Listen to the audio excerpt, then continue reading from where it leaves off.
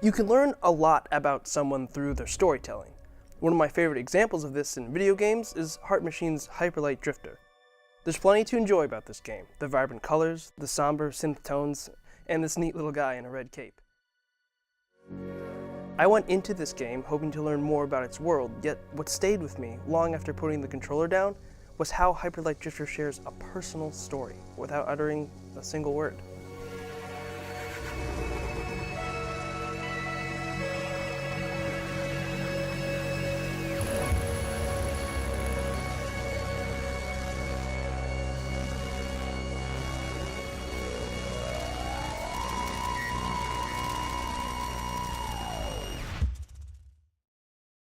Created and conceptualized by Heart Machine's founder, Alex Preston, Hyperlight Drifter is the telling of his story. Not the lightsaber and giant robot stuff, although that'd be really cool, but his struggle with life-threatening health issues.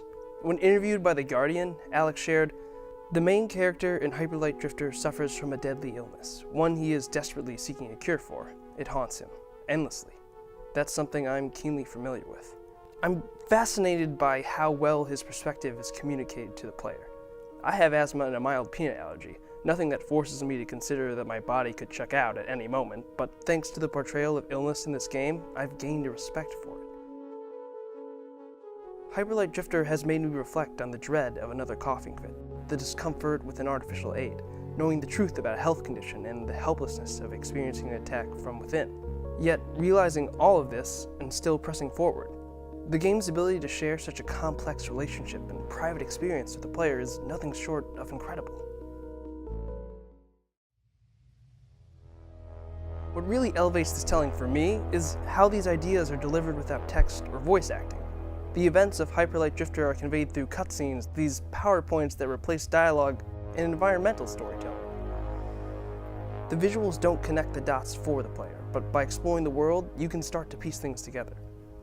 To do this, you have to stay focused on the game, and while searching the screen for clues, the events that happen to the Drifter become more impactful. The worsening symptoms are concerning. Finding an ally is a huge relief, and the small moments of humor are a welcome surprise. By sticking to show, don't tell, Hyperlight Drifter's visuals allow the player to connect with the main character and bring the more personal themes into focus. The game's visuals only give the player a glimpse into the world's history, and that's by design. The ambiguity of the plot allows players to get invested without requiring them to know every detail, making many aspects of Hyperlight Drifter's story open to interpretation. While there is attention given to the characters and events, at least enough to generate all of this, the ambiguity makes sure they don't distract from the personal ideas trying to be shared. Sure, maybe knowing the nature of this dog is vital to understanding the plot, but then again, dogs have played an important role in Alex's treatment, and maybe he wanted to represent that in-game. This is Tetris, my dog. She grunts like a piglet. Like that. I really don't know where I get these ideas, but anyways. Whatever the case, Hyperlight Drifter's story doesn't focus on the minute details, making its emotional ideas easier to see. Learning about creators through their work is one of my favorite parts of storytelling. It really makes me feel like I've connected with them and been a part of an incredibly personal experience. That's why Hyperlight Drifter is one of my favorite video games. Through visuals alone, it shares Alex Preston's complicated relationship with illness and has given me an appreciation and respect for an experience I would have never known otherwise.